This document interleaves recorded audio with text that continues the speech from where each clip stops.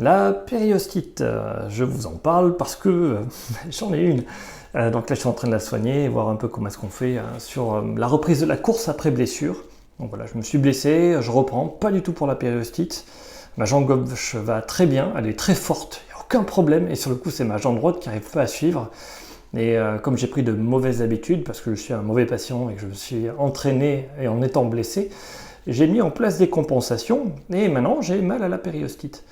Donc qu'est-ce que c'est de la périostite? Hop, là on voit ma jambe, je vais essayer de montrer. Ici, on a mal là devant ici, sur le côté.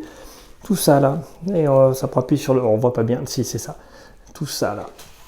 Ça c'est la périostite. Donc comment on fait pour plus avoir mal à la périostite? Il faut continuer de s'entraîner, mais différemment. Pas besoin de faire de la rééducation, pas besoin de faire des choses extraordinaires, sauf si on l'a depuis très longtemps, cette périostite. Si c'est comme moi en cours, on a un peu trop forcé, là on n'est pas bien.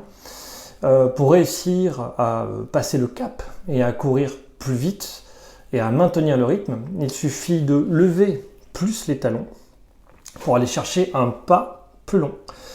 Et sur ce pas qui est plus long, pour s'entraîner, attention, c'est pas fait pour courir, c'est fait pour s'entraîner, il faut poser le pied un peu, très légèrement vers l'extérieur pour vraiment appuyer sur le talon, toute l'arche externe du pied sur le côté, tout le côté du pied et appuyer jusqu'au pouce.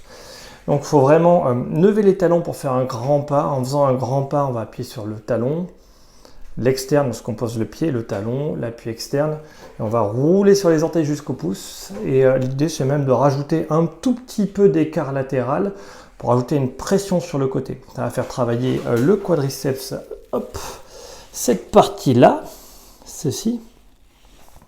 Donc le vaste latéral, ça va faire travailler ici, juste au-dessus de la rotule, le vaste intermédiaire, les muscles stabilisateurs de la cheville, ainsi que la voûte plantaire, on voit pas bien, alors je monte comme je peux, voilà, je fais comme je peux. Mais en gros, cette variante de technique, qui est uniquement fait pour s'entraîner, va te permettre automatiquement de ne plus avoir mal tant que tes muscles vont pouvoir compenser, mais ce n'est qu'une manière de se renforcer, pour pas que le tibia antérieur, ce muscle-là, prenne trop de contraintes. C'est le fait de prendre énormément de contraintes sur le tibia antérieur qui va créer la périostite.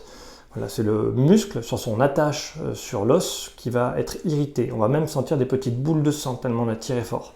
Donc il ne faut pas le solliciter.